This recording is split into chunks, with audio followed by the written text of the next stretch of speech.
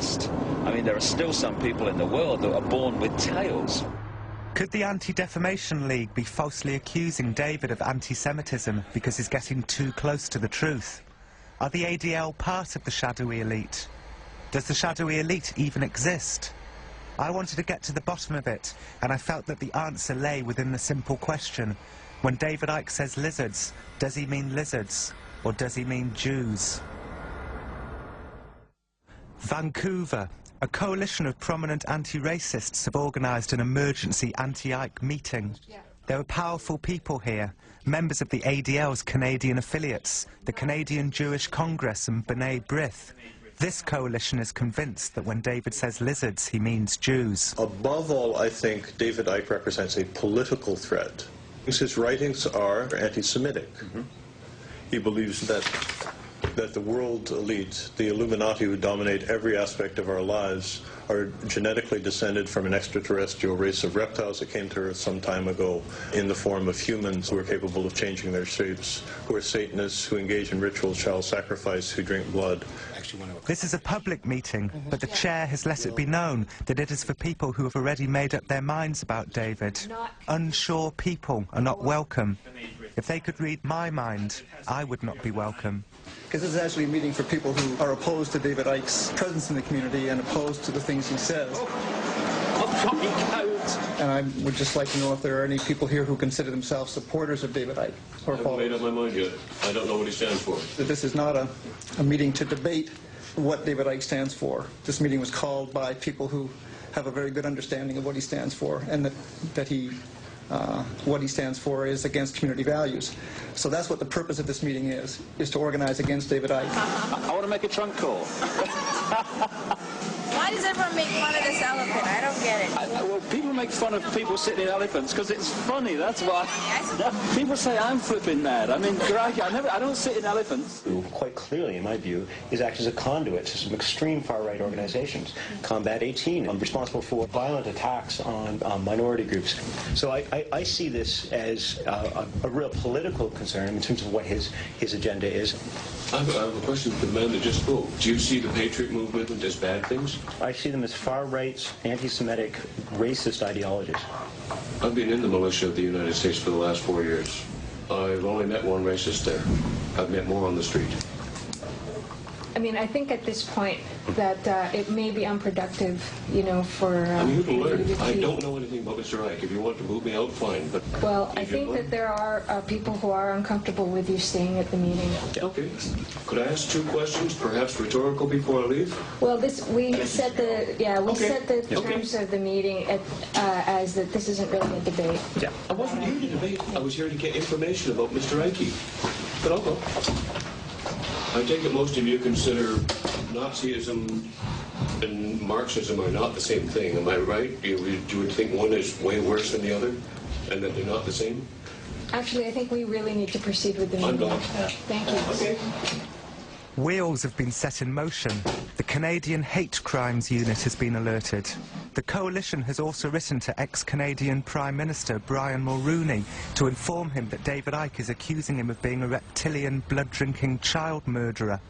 But so far, Brian Mulroney has declined to be provoked into legal action.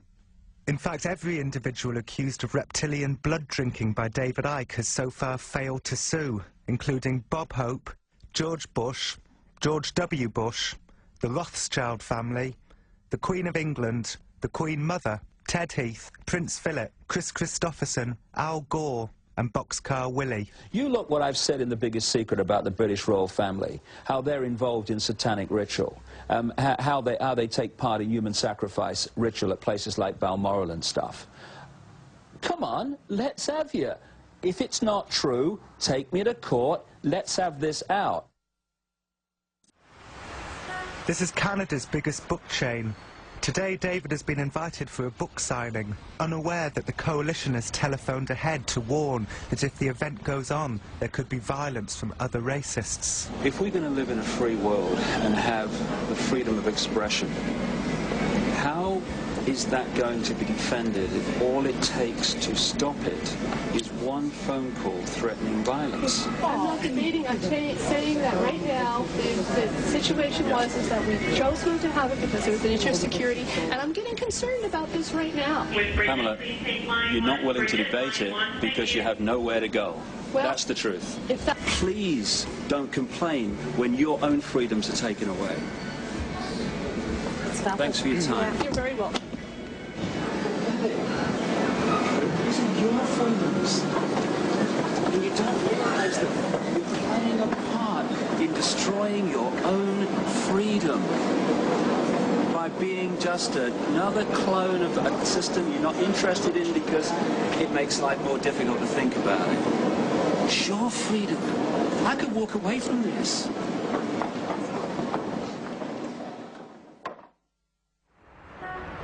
The events of the morning have made David rueful and homesick. Would I want to do other things with my life other than this? My God, yes. It's something related to sport, probably. You know, I still love sport and all that stuff. But the thing that kills me most about doing this, endless friggin' traveling, is missing great chunks of my little boy growing up. There's not a day goes by without me feeling the agony of that. What have you got to see this morning? I've got a talk on a radio station, and then there's 2 television interviews. Don't ask me who they're with. Don't ask me anything about them. I feel like a mobile mouth, you know, sit you down and ask you questions, and you start talking. It's kind of strange life. You know, it's like my mother. When are you going to get a proper job out of Dave? When are you going to get a proper job? Never, never. Because this is a proper job, I guess, strange as it is. Radio 1 Broadcasting. Is this the one? Radio 1. Is Tony Blackburn here? Yes, thanks. Hello. Hi. David Icke. I'm going to be interviewed on a program at 10:15. Right. We have reviewed the material which was submitted to us. Say again? We've reviewed the material which was submitted to us. Uh-huh. And we've also reviewed the radio regulations 1986. I don't believe it. You got an exclusive here. Go ahead. And we just don't feel comfortable. Why?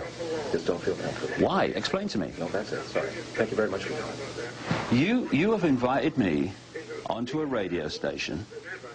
I turn up on time, and you stand there and say, without any substance or explanation, we're not having you on. Now... I just explained to you. No, you haven't.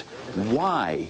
Tell me why. I have reviewed the material which you have written, and I don't feel comfortable with it on the radio. Why? No, that's it.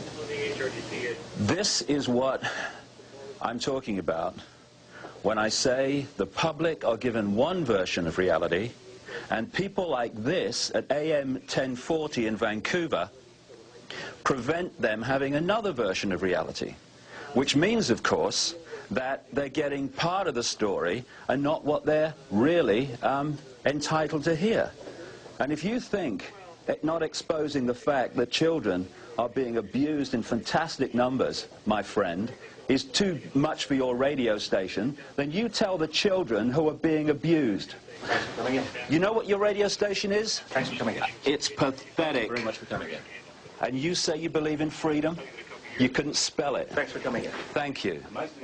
This is life in the free world, ladies and gentlemen. And this is one of the architects, unknowingly, of the destruction of our freedom. Good morning. Good morning, sir. This is unbelievable. No explanation, no substance, no debate, just that's it. No conspiracy, no suppression of information, ladies and gentlemen of the world. Well, you've just seen it yet again. You did say you were sick of doing radio interviews. That's not the point. Whether I have to do one after the other to get this information out is irrelevant to the fact that the information again and again is being suppressed. Why? They'll tell you what the government wants you to know. They'll tell you what the transnational corporations and the stock market want you to know. They won't tell you what they don't want you to know. And people like that are unknowing, frightened little men who are editing the news while claiming to be part of a media that is free. it was in reading some of the writings of David Icke that the decision was taken, hang on a minute, why isn't this guy in the courts of Canada? Because he out and out calls two of our former prime ministers of Canada, he says they are rapists. And I'm also